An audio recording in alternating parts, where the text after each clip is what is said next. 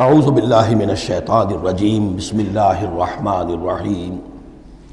حتی اذا فتحت یاجوج و ماجوج وہم من کل حدب ینسلون، یہاں تک کہ جب کھول دیے جائیں گے یاجوج اور ماجوج۔ یہ دوسرا مقام ہے کہ جہاں پر قرآن مجید میں یاجوج و ماجوج کا ذکر ہے۔ ایک ذوالقرنین کا کہ ذکر میں جو سورہ کہف میں ہم دیکھ چکے ہیں، اور اس کے حوالے سے تو خاصی متعین اب بات جو ہے واضح ہو چکی ہے۔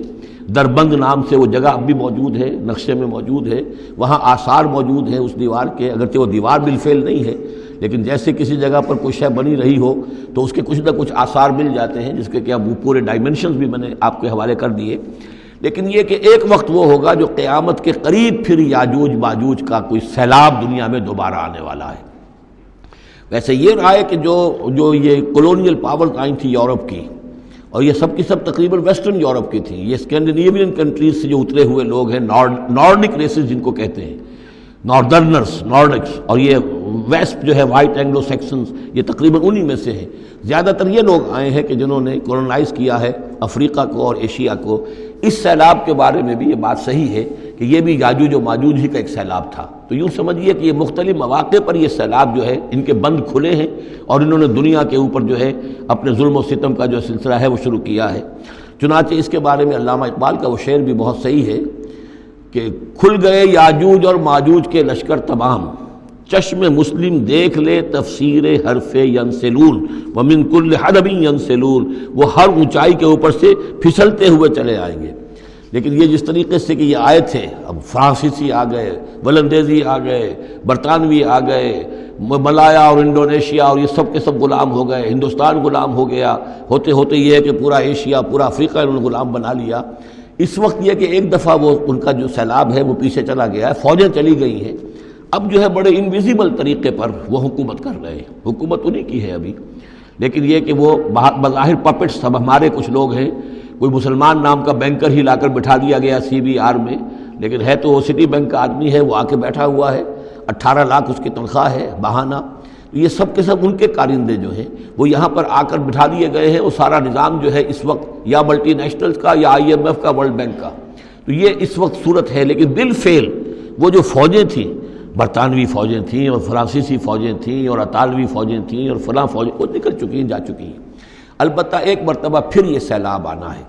اور احادیث نبویہ میں جو معلوم ہوتا ہے کتاب الملاحم وغیرہ میں کہ پہلی جو آرمگڈون ہونی ہے، بہت بڑی جنگ، الملحمۃ العظمیٰ،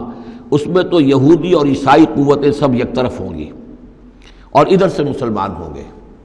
لیکن یہ کہ یہ مڈل ایسٹ میں یہ جنگ لڑی جائے گی، یہی فلسطین، یہی شام کا میدان، یہی اس کا میدان جنگ بنے گا، اور بہت بڑی تباہی یہاں آئے گی۔ اسی موقع پر حضرت مسیح کا نزول ہے، اسی موقع پر عرب میں ایک لیڈر اللہ تعالیٰ پیدا فرمائے گا، اور وہ ہوں گے حضرت مہدی، حضرت فاطمہ کی نسل میں سے، حضرت حسن کی اولاد میں سے۔ تو وہاں پر سے بھی ایک دعوت اٹھے گی، اور خراسان کے علاقے سے اور مشرقی ممالک میں اسلامی حکومت کو قائم ہو چکے گی، وہاں سے فوجیں جائیں گی۔ اور پھر یہ ہے کہ جب فتح حاصل ہو جائے گی ان پر حضرت مسیح علیہ السلام کی مدد سے بھی، اور وہ بھی جو معجزانہ ان کے ساتھ جو تائید ہوگی اللہ کی، ان کی نگاہ جہاں تک جائے گی یہودی پگھلتے چلے جائیں گے۔ معلوم ہوتا ہے کہ لیزر کا جو آج کل اثر ہے، تصور ہے، اللہ تعالیٰ کو بہت بڑا جو ہے وہ لیزر جو ہے سب سے زیادہ مؤثر لیزر ان کی آنکھوں میں وہ کیفیت پیدا کر دے گا کہ پگھلتے چلے جائیں گے۔ اور پھر یہ کہ اس دجال کو مسیح جو کہے گا کہ میں مسیح ہوں، جو جھوٹا مسیح اینٹی کرائسٹ جو یہودی ہوگا حقیقت میں، اس کو حضرت مسیح قتل کریں گے مقام لد پر، اور لڈا ان کا سب سے بڑا ایئر بیس ہے لڈا، اور حدیث میں آتا ہے مقام لد پر وہ دجال بھاگنے کی فکر میں ہوگا کہ حضرت مسیح اس کو وہاں جا لیں گے اور اسے وہاں قتل کریں گے۔ تو ان سارے واقعات کے بعد پھر ایک سیلاب اور آئے گا، اور وہ یاجوج و ماجوج کا ایک اور سیلاب ہوگا۔ یہ پھر ایک اور بہت بڑی شامت آئے گی، یہ ہے کہ جس کا تذکرہ یہاں ہو رہا ہے۔ حتی اذا فتحت یاجوج و ماجوج وہم من کل حدب ینسلون، اور یہ بھی ہے کہ حدب کہتے ہیں اونچائی کو، ہر اونچائی پر سے پھسلتے ہوئے نظر آئیں گے۔ یہ جتنا بھی سینٹرل ایشین ماؤنٹینز کا سلسلہ ہے، ادھر سے ہمالیہ ہے، یہ اس سب کے شمال میں واقع ہیں یہ لوگ، یہ تمام اقوام جو ہیں ادھر سے یہ ان کو کراس کرتے ہوئے یہ اترتے چلے آئیں گے۔ واقترب الوعد الحق، اور وہ وعدہ جو ہے حق کا وہ قریب آ لگے گا۔ فَإِذَا هِيَ شَاخِصَةُ الْأَبْصَارُ الَّذِينَ كَفَرُوا، تو کافروں کی نگاہیں اس وقت پتھرا جائیں گی، اٹک کر رہ جائیں گی۔ خوف کی وجہ سے پھر ایسا ہوتا ہے کہ انسان کی نگاہ پتھرا جائے، ادھر سے ادھر نہ ہو۔ یا ویلنا قد کنا فی غفلۃ من ھذا، وہ کہیں گے ہائے ہماری شامت، ہم تو اس کی طرف سے غفلت ہی میں رہے، بل کننا ظالمین، بلکہ ہم انکار بھی کرتے رہے۔